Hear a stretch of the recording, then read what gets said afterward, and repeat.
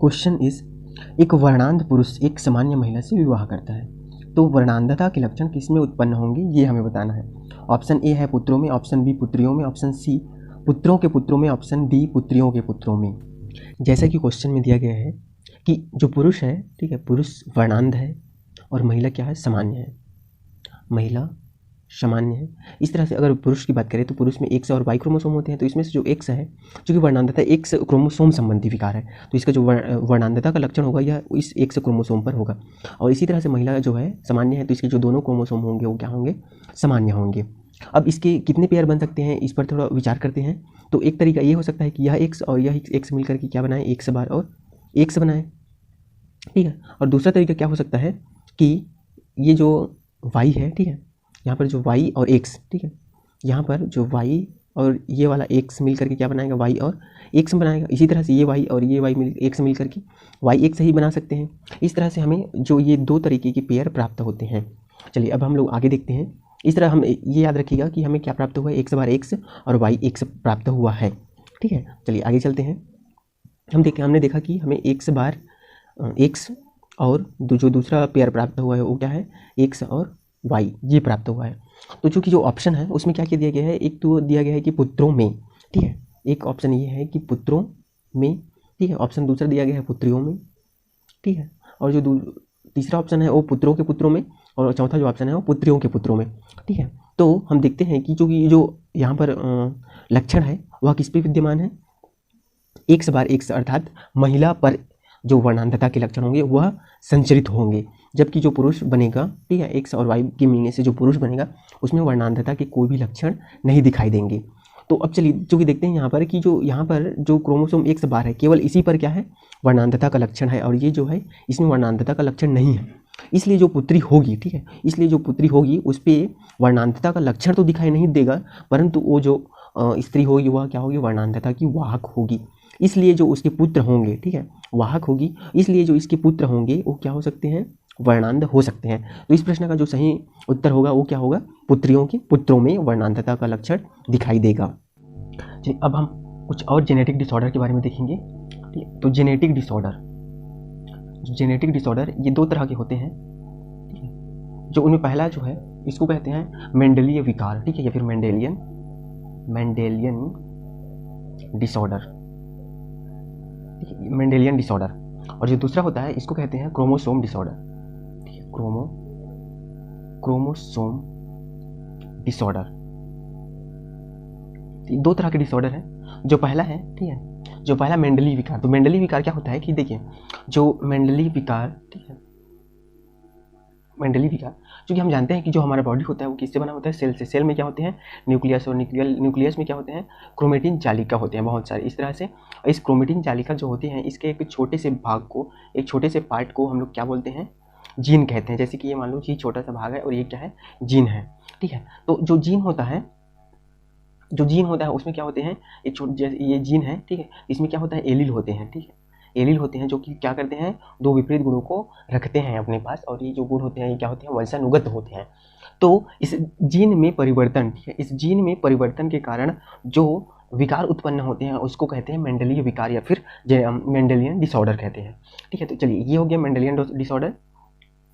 तो आप लोग ये मेंडेलियन डिसऑर्डर आपको समझ में आ गया, ठीक है। अब हम लोग अपने अगले जो प्रकार है जिसे कहते हैं क्रोमोसोम डिसऑर्डर, इसके बारे में थोड़ा कुछ जानने की कोशिश करते हैं। तो जो क्रोमोसोम डिसऑर्डर होता है, ठीक है, जो क्रोमोसोम डिसऑर्डर होता है ये क्या होता है कि जो क्रोमोसोम रहता है तो इसकी संख्या क्या हो सकती है, या तो यह अनुपस्थित हो सकता है, ठीक है।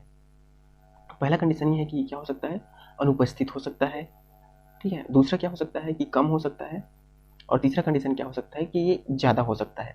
तो ये तीन तरह के जो क्रोमोसोम में विकार होते हैं, या इसके अलावा ये क्या हो सकता है कि जो क्रोमोसोम का विन्यास जो है यह क्या हो सकता है, असामान्य हो सकता है, ठीक है, असामान्य हो सकता है, ठीक है। तो इस तरह से जो क्रोमोसोम में विकार की वजह से क्या होता है, विकार उत्पन्न होते हैं, उसको क्रोमोसोम डिसऑर्डर कहते हैं। अब हम चलिए देखते हैं, जो पहला हमने देखा था मेंडलीय विकार, ठीक है। तो मेंडलीय विकार के जो प्रकार है, मतलब कि मेंडलीय विकार के अंतर्गत कुछ जो डिसऑर्डर आते हैं उसके बारे में जानने की कोशिश करेंगे हम लोग। तो जो पहला है वो उसे कहते हैं हीमोफीलिया, ठीक है, इसको कहते हैं हीमोफीलिया। हीमोफीलिया ये क्या होता है ये हीमोफीलिया ये एक तरह से क्या है, लिंग सहलग्नता इसको बोलते हैं। लिंग, ये क्वेश्चन कई बार आ चुका है कि लिंग सहलग्नता, लिंग सहलग्नता रोग, जो ये जो हीमोफीलिया है ये क्या है, एक लिंग सहलग्नता डिसऑर्डर है।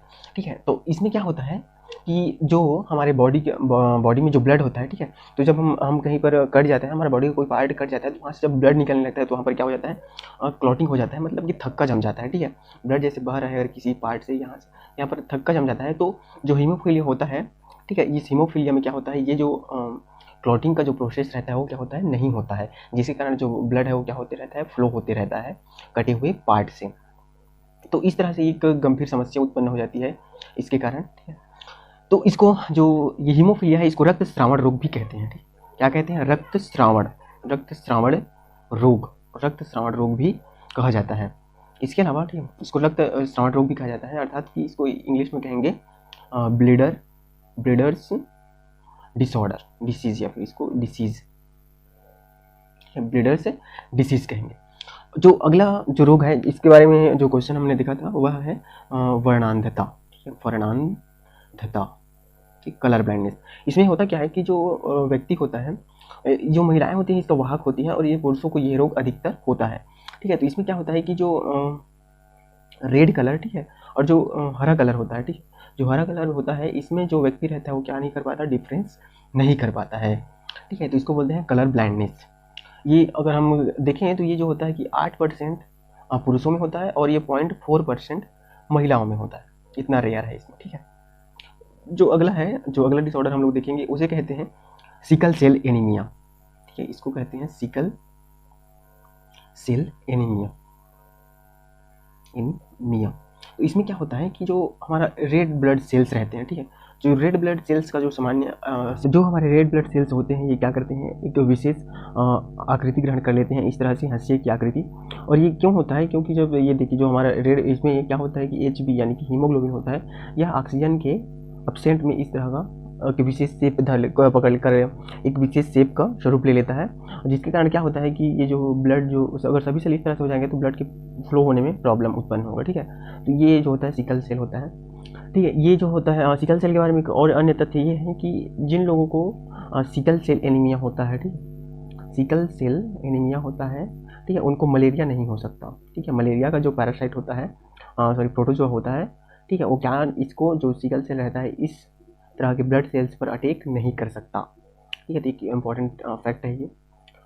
जो अगला प्रकार है जो अनुवांशिक जेनेटिक डिसऑर्डर के अंतर्गत जो हम देख रहे थे मेंडेलियन डिसऑर्डर में, उसको कहते हैं फिनाइल केटोन्यूरिया। ठीक है, उसको कहते हैं फिनाइल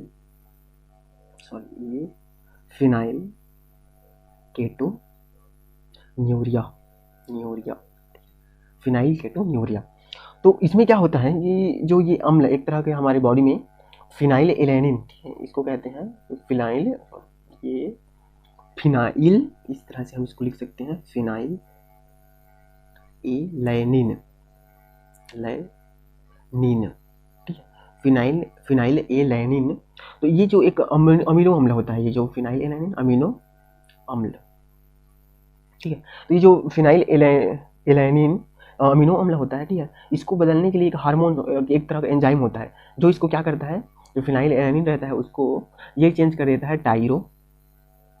टाइरोसिन अम्ल में, टाइरोसिन अम्ल इसमें क्या करता है, चेंज कर देता है। ठीक है, जो ये फिनाइल एलैनिन अमीनो अम्ल रहता है उसको हमारे बॉडी में कुछ एंजाइम रहते हैं जो कि इसको टाइरोसिन अम्ल में बदल देते हैं। तो उन एंजाइम की कमी होने के कारण, ठीक है, उन एंजाइम की कमी होने के कारण क्या होता है कि ये जो फिनाइलिन अमीनो अम्ल रहता है, ठीक है, फिनाइल एलैनिन अमीनो अम्ल रहता है, इसकी जो सांद्रता होती है हमारी बॉडी में क्या होती है, बढ़ने लगती है, मतलब ये एकत्रित होने लगता है। ठीक है, तो जब ये एकत्रित होने लगता है तो इसके कारण क्या होता है कि जो हमारे बॉडी में जो मस्तिष्क संबंधी विकार उत्पन्न हो जाते हैं, और ये जो मानसिक जो दुर्बलता आ जाती है, ठीक है, मानसिक दुर्बलता आ जाती है, इससे फिनाइल केटोन्यूरिया। तो इस तरह के जो रोग होते हैं इसको कहते हैं फिनाइल केटोन्यूरिया। अब जो हम लोग अगला डिसीज देखेंगे उसको कहते हैं थैलेसीमिया। ठीक है, इसको कहते हैं थैलेसीमिया, थैलेसीमिया। तो ये जो थैलेसीमिया होता है, इस रोग में क्या होता है कि हीमोग्लोबिन, ठीक है, जो हीमोग्लोबिन होता है हमारे बॉडी में, हीमोग्लोबिन रेड ब्लड सेल्स में होता है, तो उनका जो संश्लेषण रहता है वो क्या होता है, कम हो जाता है।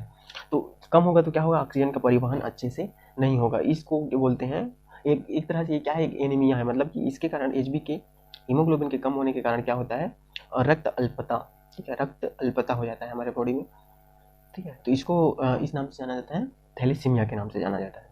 अब हम लोग देखते हैं क्रोमोसोमीय विकार, ठीक है। तो क्रोमोसोमीय विकार, ठीक है, जैसे कि मैं बता रहा था कि जो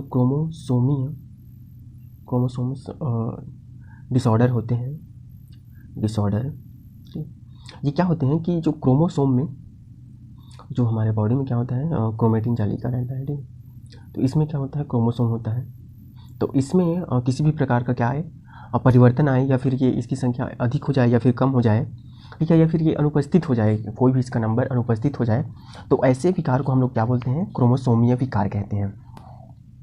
चलिए इतना हो गया। अब हम लोग देखते हैं क्रोमोसोमीय विकार के अंतर्गत जो पहला जो हम लोग देखेंगे वह है डाउन सिंड्रोम, ठीक है।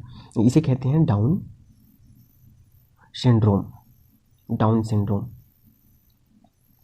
तो डाउन सिंड्रोम को देखो याद रखने का ये बहुत अच्छा तरीका है कि डाउन मतलब क्या होता है, कम होता है, तो इसको जस्ट उल्टा कर दो, डाउन मतलब कि कम है तो उसका उल्टा अधिक, ठीक है। तो इसमें क्या होता है कि सामान्यतः अगर हम देखें, ठीक है, तो जो गुणसूत्र की संख्या कितनी होती है, 23 × 2, जिसमें से जो 23वां होता है वो क्या होता है, लिंग निर्धारक गुणसूत्र होता है, 23 दूनी 40 जो सामान्यतः गुणसूत्र होते हैं। लेकिन जो इस विकार से संबंधित जो व्यक्ति होता है उसमें जो गुणसूत्रों की संख्या हो जाती है वो कितनी हो जाती है, 47 हो जाती है। तो इसको कहते हैं डाउन सिंड्रोम। तो अब इस जो डिसीज़ है इसके क्या इफेक्ट पड़ते हैं इसको भी थोड़ा जान लेते हैं, ठीक है। तो इस डिसीज़ के कारण क्या होता है कि जो भी इससे पीड़ित होगा, ठीक है, उसका जो कद होता है वो क्या हो जाता है, बहुत छोटा, ठीक है, कद जो है बहुत छोटा हो जाता है, ठीक है। जो सिर होता है वो गोलाकार हो जाता है, ठीक है, सिर क्या हो जाता है, गोलाकार हो जाता है। और जो उनकी जो इंटेलिजेंस होती है, मतलब की बुद्धि होती है, ठीक है, बुद्धि हो जाती है, मंद बुद्धि हो जाती है। ये डाउन सिंड्रोम के कुछ लक्षण हैं, ठीक है। इसमें जो पुरुषों के जो जनान अंग होते हैं, जननांग, ठीक है, इनका जो डेवलपमेंट होता है वो तो ठीक होता है, ठीक है, लेकिन उसमें जो एक नपुंसकता आ जाती है, ठीक है, और इस नपुंसकता को कहते हैं मंगोली जड़ता, ठीक है, इसको कहते हैं मंगोलियन, इस तरह से मंगोलियन जड़ता, मतलब कि आइडोसी, ठीक है। तो ये हो गया मंगोलियन आइडोसी। जो अगला है वह है टर्नर सिंड्रोम, ठीक है। तो टर्नर सिंड्रोम क्या होता है, टर्नर सिंड्रोम क्या होता है कि देखिए जितने भी महिला होते हैं, ठीक है, तो उनमें जन्म होता है तो उस समय 2x, ठीक है, 2x गुणसूत्र होते हैं, ठीक है। इसको मैं इस तरह से लिखूँ तो ज़्यादा ठीक रहेगा। 2x क्या होते हैं, गुणसूत्र होते हैं, ठीक है, गुणसूत्र होते हैं। लेकिन इस जो टर्नर सिंड्रोम से जो प्रभावित महिलाएं होती हैं उनमें एक जो गुणसूत्र एक्स रहता है ये क्या हो जाता है, एब्सेंट हो जाता है, ठीक है, एब्सेंट हो जाता है। और इस तरह से जो गुणसूत्रों की संख्या हो जाएगी वो कितनी हो जाएगी, 45, और एक्स और एक और एक्स नहीं रहेगा, ठीक है।